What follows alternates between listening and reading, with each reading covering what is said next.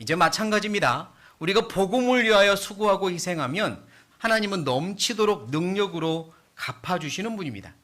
사실 우리가 복음을 위하여 수고하고 희생할 때 하나님의 넘치는 능력이 나타나는 겁니다. 그래서 복음을 위해서는 희생을 해야 되는 거죠. 희생이라고 하는 건 어떤 가치가 있는 것을 위하여 가치가 덜한 것을 버리는 것, 쉽게 설명하면 그게 희생입니다. 특별한 어떤 것, 가치가 있는 것을 위하여 그것보다 가치가 덜하다고 여겨지는 것을 과감하게 버리는 것, 그걸 희생이라고 합니다. 그런데 어떤 것이 가치가 있다고 해도 그것보다 더 가치 있는 걸 버려요. 그건 희생이라고 합니까? 뭐라고 하죠? 특별히 정의는 없습니다만 어리석다 바보라 그러죠. 희생이라 하지 않습니다. 가치가 있는 걸 위하여 더 가치 있는 걸 버려버리면 그건 어리석은 겁니다. 더 가치 있는 걸 위하여 가치가 덜한 걸 버릴 때 희생이라고 하는 겁니다. 그럼 나는 한 영혼을 위하여, 복음을 위하여 희생할 만한 가치가 있는 것일까? 희생해야 하는 것일까부터 생각을 좀 해봐야겠습니다. 먼저 조금은 유치한 질문으로 시작을 해보죠. 어느 집에 불이 났습니다. 그리고 이제 불이 활활 타고요. 금방이면 집 전체가 삼켜질 거나 같습니다. 그래서 구조 헬리콥터가 두두두두 날아옵니다. 그리고 옥상에는 한 사람이 서 있습니다. 손을 흔들며 서 있어요.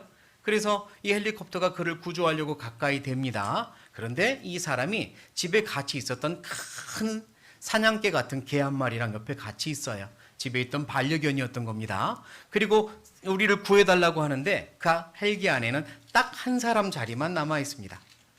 딱 하나 자리 남아 있는 거예요.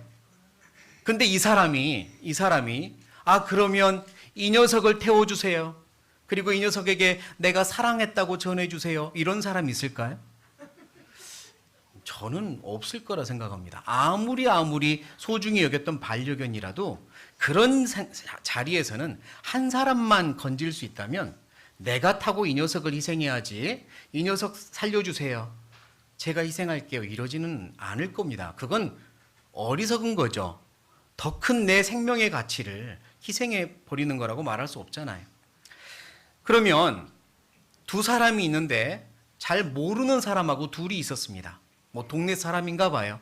둘이 살려주세요 했는데 헬기가 왔고 자리는 하나뿐입니다. 이때는 어떡할까요? 이 사람을 살려주세요, 제가 희생할게요, 이렇게 말하기도 매우 어렵습니다. 어차피 그 사람의 생명이나 나의 생명이나 1대1 거의 동일한 가치이고 내 입장에서는 내가 더 소중하지, 내 입장인데 저 사람이 더 소중하다고 말할 수 없습니다. 이럴 때는 치고받고 싸워서 이기든지 가위바위보를 하든지 뭐든 해서 그냥 한 명 골라야 됩니다. 그렇지 않습니까? 전혀 모르는 동네 사람 놓고 옆에서 이 사람 태우세요, 제가 희생할게요, 이런 사람은 없습니다. 제가 알기로 거의 없어요.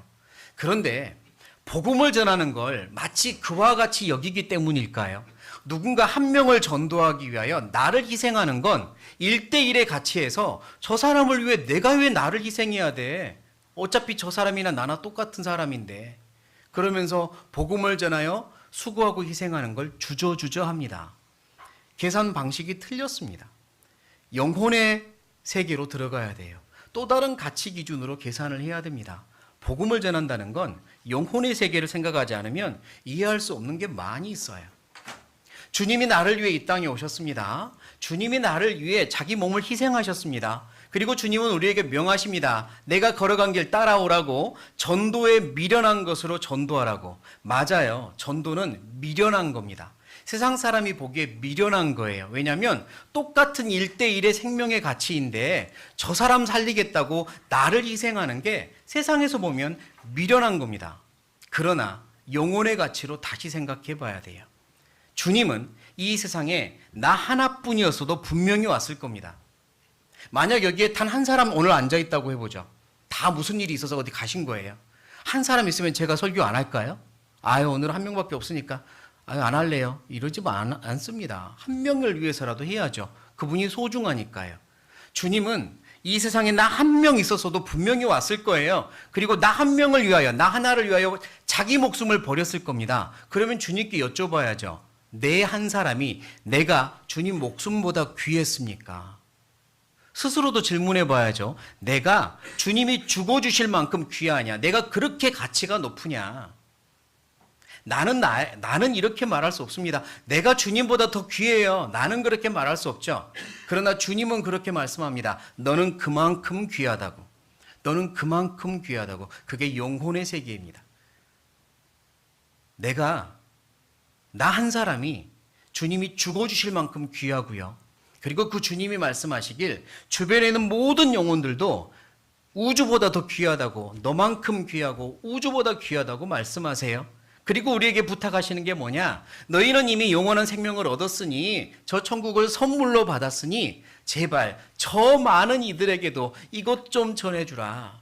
너가 전하지 않으면 저들의 운명은 이 세상에서는 어떻게 될지 모르지만 이 세상을 떠난 이후의 운명은 영원한 멸망이란다.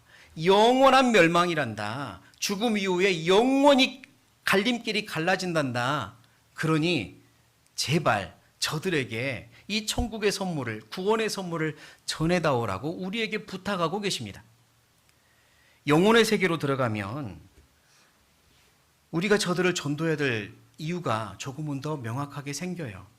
내가 한 사람을 전도하기 위하여 심지어 이 세상의 모든 걸 다 희생했다고 하더라도 내가 희생한 건 이 짧은 세상의 것일 뿐입니다.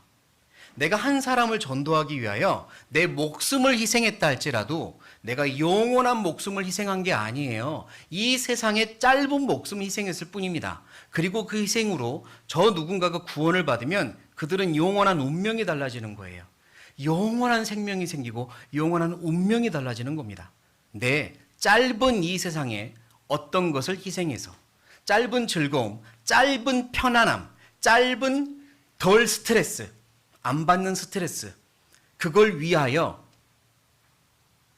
저 영혼을 놓칠 거고 버릴 거냐, 아니면 그거 희생하고 저 영혼 영원한 운명을 바꿔줄 거냐, 그게 계산해야 되는 기준입니다.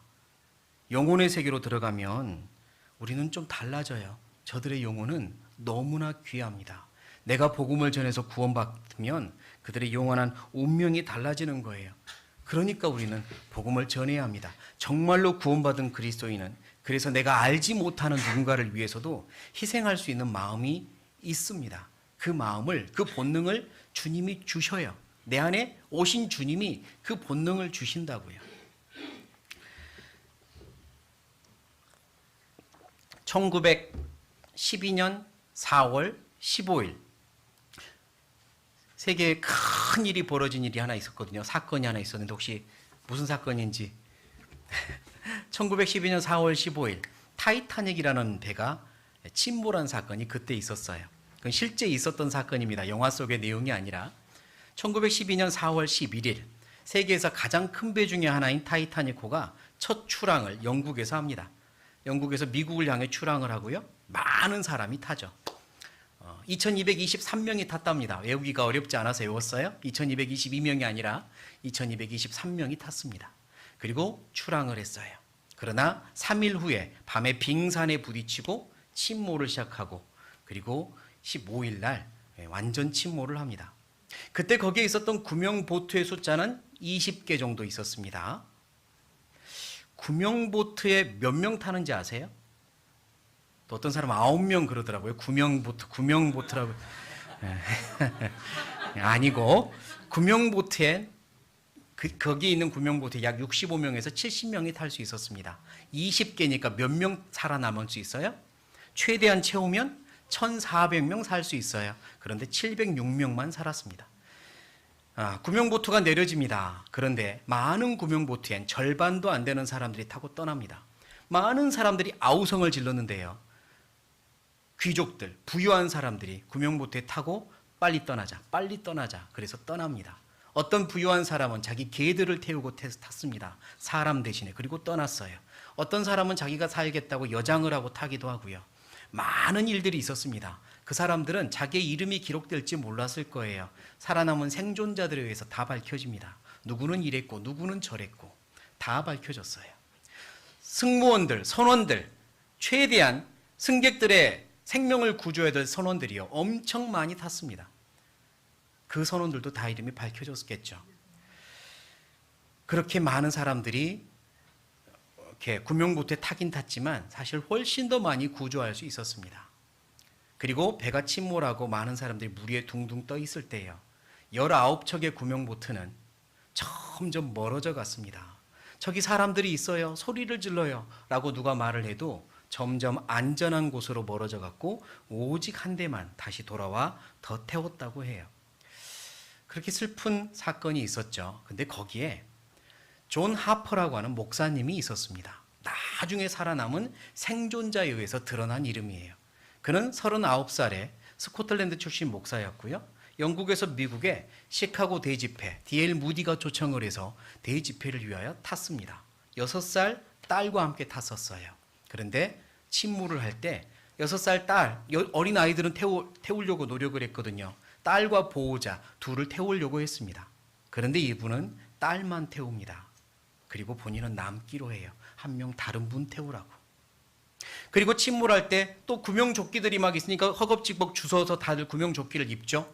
그런데 누군가 구명조끼가 없는 걸 보자 벗어서 그에게 입혀줍니다. 그리고 침몰을 하죠. 물 위에 그 추운 물 위에 둥둥 뜨며 갑판을 잡고 세찬 파도에 휩쓸리고 있습니다. 그런데 이 존 하퍼는 그 물 위에서 오돌오돌 떨면서 같이 떨고 있는 물 위의 사람을 만나면 계속 말했습니다. 주님을 믿으세요? 주 예수를 믿으십니까? 주님을 믿으셔야 합니다. 주 예수를 믿으라. 그래야 하면 너와 내 집이 구원을 얻을 거라 말씀하셨어요. 그리고 파도가 밀려가면 또 다른 데서 만나는 사람들에게 주님을 믿으세요. 주님을 믿으셔야 합니다. 전하다가 죽습니다. 그리고 얼마 후 생존자들의 모임이 있었고요. 한 사람이 앞에 나와 자기 생존 간증을 합니다. 그의 이름이 윌리엄 졸 메도우라고 그의 이름도 정확하게 기록되어 있어요. 뭐라고 간증하냐면 제가 물 위에 떠 있었습니다. 아마 마지막 생존자일 가능성도 있겠죠. 그때 저는 한 사람을 만났습니다. 알고 보니 그 사람의 이름이 존 하퍼 목사였습니다. 저에게 와서 주 예수를 믿으십니까? 저는 그때 저는 믿지 않는다. 잘 모르겠다고 말했습니다. 그리고 그는 물살에 휩쓸려서 우리 둘이 헤어졌죠. 다시 시간이 흘렀는데 그 물살에 다시 우리를 만나게 했습니다. 그 사람은 나를 알아보지 못했겠죠. 나도 처음에 누군지 몰랐습니다. 그런데 그가 똑같은 말을 합니다. 주 예수를 믿으십니까? 주 예수를 믿으세요. 그리하면 너와 내 집이 구원을 얻을 거라 했습니다. 그리고 그는 죽었고 저는 간신히 구조받았습니다. 그리고 저는 그의 말이, 그의 음성이 떠나지 않아 다시 주님을 찾게 되었고 지금 저는 구원을 받았습니다. 아마 저는 존 하퍼 목사의 마지막 피전도자일 겁니다. 라고 간증을 했습니다. 그렇게 해서 존 하퍼라는 이름이 세상에 알려졌어요. 그분은 아마 진정 거듭난 그리스도인이었을 겁니다. 그리고 자기는 지금 죽어도 영원한 곳으로 가지만 하나님을 알지 못하는 이들은 지금 죽으면 영원한 운명이 달라지는 거예요. 영원한 지옥으로 갑니다. 그걸 알기 때문에 자기를 희생할 수 있었던 겁니다. 내 죽음보다 저 영혼이 더 중요하다고 알고 있었던 거죠. 그건 오직 거듭난 그리스도인들만이 계산할 수 있는 측량법입니다. 기준이에요. 그리스도인은 그래서 영원한 것을 위하여 자기를 희생할 수 있습니다. 복음을 위하여 수고하고 희생할 수 있습니다. 영원한 것이 있으니까요. 그리고 천국에서는 그 모든 희생한 걸 갚아주시니까요.